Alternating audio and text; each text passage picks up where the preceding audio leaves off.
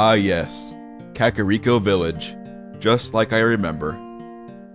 Let's see what's in the shop. What the fuck? Hello and welcome. This is Ode to Zelda 2. It might look a little strange, but it's actually pretty cool. I'll save the history lesson for later. Let's just get into it. Just look at that title screen. Those old 3D graphics. This is gonna be interesting. Alright. Here's Link. Looking good. You see that $5 down there in the corner? That's all the money you need to beat the entire game. The first thing we gotta do is head into town and... Oh my god. Is that an Octorok? Damn! The sword is broken in this game. Anyway, let's get to town and see what's going on.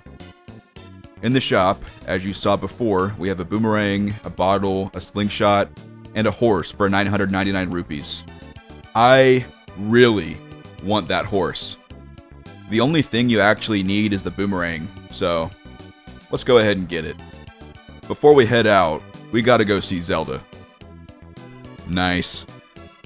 She just says that we gotta go save the day, as usual. So let me kinda explain how this game works. There's 7 dungeons, some useful treasure in the overworld, and the final boss. The first time I played this game, it took me about an hour to beat it blind. Anyway, let's get back on track. We need bombs to get to the first dungeon, and we can get them if we go to the forest.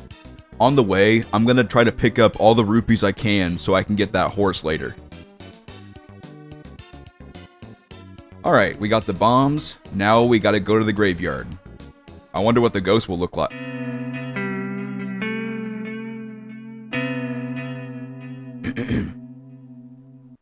Okay, if you blow up this gravestone, you get to the first dungeon.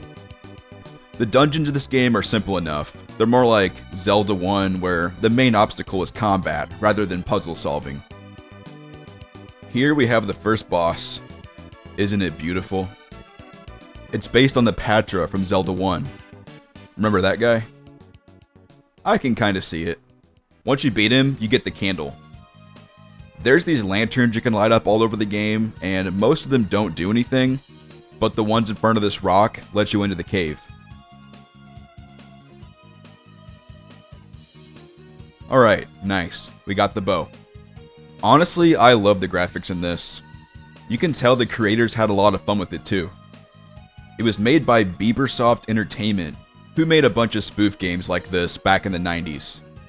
This one came out in 1999. I wonder what this is for. Anyway, now that we have the bow, we need to go to the farm and do a little shooting minigame. Simple enough. The prize for winning is the hammer, the best item in the game. More on that later. Oh, and by the way, it looks like your rupees cap out at 100, so you might not be able to get the horse after all. That's just cruel, man. But hang on a minute. If you do the shooting game again, you get a wallet upgrade, so maybe we can get the horse after all. The next dungeon is in the desert. Can we just take a minute to appreciate the number of different environments we've seen already? You have Link's house, the field, the town, the castle, the graveyard, the tundra, and now the desert. There's also a lake, a church, and Death Mountain. Every dungeon looks different from the others, and they all have different music too. This dungeon is pretty straightforward. The boss here is the Manhandler from Zelda 1. This is one of the more recognizable bosses in the game. This time, your reward is the magic wand. Yo, this is awesome! This is going to be very useful for clearing out the dungeons for the rest of the game, but it doesn't work on most of the bosses. The next thing you gotta do is use the wand on this seizure door to get access to the church. Inside, you'll find the ocarina. I figured out that if you play the ocarina under this little pond, a fairy will come out and heal you up. thanks. The next dungeon is under this lake. You have to play the flute next to it to drain the water. There's more ghosts here, but it's not really a problem for us at this point. The boss here is Aqua Mentos. Honestly, this is pretty close. The item you get from this dungeon is the magic key, which can open any lock in the world. Unfortunately, there's only one locked door in the whole game. Our next stop is Death Mountain, and we get to see another cursed Zelda enemy, the Tektite. I mean, at this point, I'm used to it. I think you kind of get the idea with the dungeons at this point, so I'll take this opportunity to talk about the creators and what else they've done. As I said before, the game was created by Biebersoft Entertainment back in 1999. It's a sequel to another Zelda spoof game they made, but that one has more normal looking graphics. They also made Mario games, a Final Fantasy game, and some original games like Bubba Goes Number 2.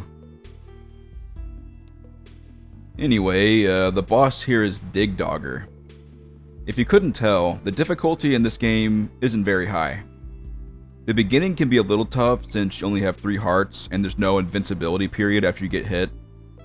But really, there's only one actually difficult boss in the whole game. If you know what you're doing, you can actually trivialize that one too. The reward for killing Dig Dogger is the Pegasus boots. Let's try them out. Woo! Yeah, baby! Alright, we cleared out over half the dungeons. It's time to start grinding rupees to get the horse. What? Oh, come on. It caps out at 500 rupees. I guess we can still buy the other stuff. The bottle automatically gets filled up at certain points. If you heal up at the ferry, you'll get a potion too. The slingshot, which is just a letter Y with a wood texture, doesn't do anything. When you get it, the description says you can shoot stone targets, but I couldn't find stone targets anywhere in the game. Oh well. I'm still enjoying the game. It's actually pretty fun and short, so it's not too much of a time investment. Next up, we have to go back to the desert. I mean, at this point, nothing can surprise me. We have to use the boots to run through this windy canyon. This is one of those rooms that loops back on itself, and I don't know how it works, but if you run around here long enough, you'll get the red ring, which you need to enter the next dungeon. When you step inside this dungeon, your bottle automatically gets filled with fire, so you can't bring a potion. This is the only somewhat difficult boss in the game. Remember when I said the hammer is the best item? It's actually a useful weapon that's about 3 times as strong as the sword. It works on every boss, and you can mash through pretty much any boss in seconds with it. Alright, not bad. You get bomb chews for beating the Thunderbird. Since the world is so small, it really isn't that hard to figure out what to do.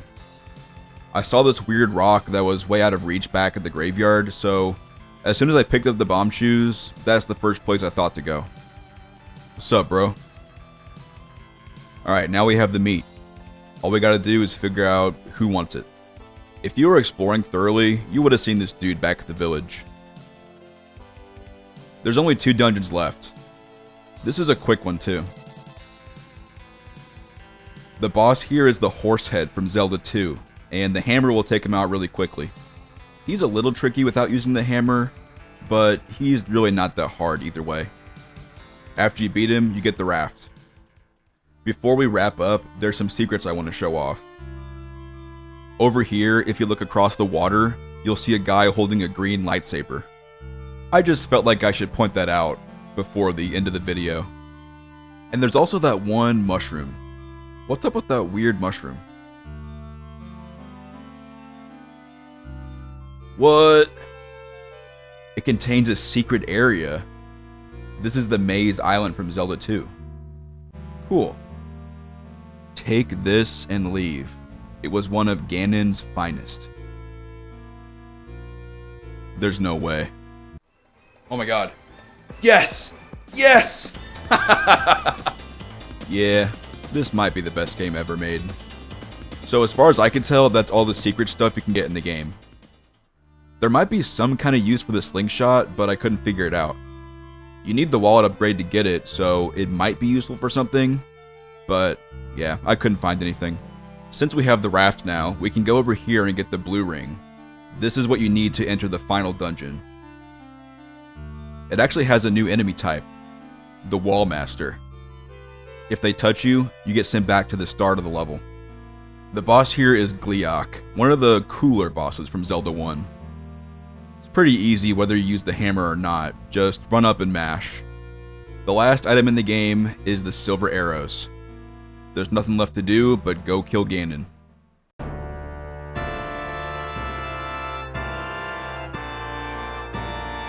You know, this actually looks pretty appropriate. The fight's not too bad, just spam arrows. The music choice is also good. Once you beat Ganon, that's it. Honestly, it was a pretty fun game. At first, I thought it was going to be a bad game with really interesting visuals, but you can tell that there was some effort put into this. When I saw the football jersey guy, I knew it was going to be worth playing it to the end. I even did some speedruns. You can beat the whole game in under 15 minutes if you know what to do. The graphics are charming, there's legitimately funny moments, and it doesn't overstay its welcome. If it looks cool to you, might as well go play it. You can find it pretty easily if you just look it up on Google. If you want to see more fan game coverage like this, make sure to hit like. Go ahead and give me some suggestions in the comments, because I'm always looking for cool stuff to check out, especially obscure stuff. Subscribe if you want to see more, and I'm going to upload that speedrun on our other channel, and I'll link it somewhere, so if you're curious, you can check it out. Thanks.